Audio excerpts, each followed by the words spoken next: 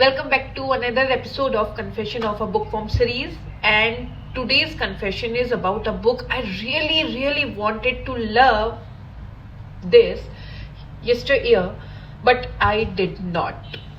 Not because I hated it, not because it was offensive, but because I kept reading it while waiting for it to turn into something it never actually became. The premise had me instantly. A tradwife influencer who performs this curated aesthetic version of 1855 and suddenly has to live that life. That's a brilliant setup. That's a satire. That's a collision of fantasy and reality waiting to explode, right? And I went fully committed to this book. But somewhere along the way, the book stopped feeling alive to me. The biggest issue for me, I never fully believed Natalia, the main character of this book. Not just that she was unlikable, I can do unlikable. I love unlikable characters. I love complicated, morally messy characters.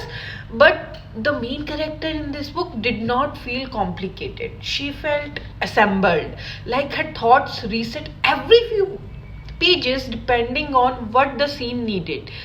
There was no emotional continuity, no inner friction I could follow. So I was not inside her head, I was watching her move through the plot. And that changed everything for me. Because the satire needs a real person at the center for it to hurt or to land. Instead of everything in this book felt slightly flattened. Religion, tradwife culture, influencer life, even the time travel itself. I see big ideas would show up in the story, but instead of being explored, they just pass through the story. I kept waiting for the depth, for tension, for something to sharpen, but it never really did. And that's why I stayed stuck in this strange loop of reading, not engaging, not bored enough to quit, just waiting for the book I thought I'd signed up for. And maybe that's the real confession.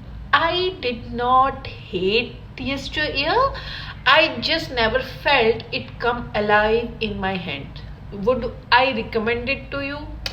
I don't know. I don't enjoy it, so I think I will not recommend. But if you like to explore some new authors, some new work, you can do it.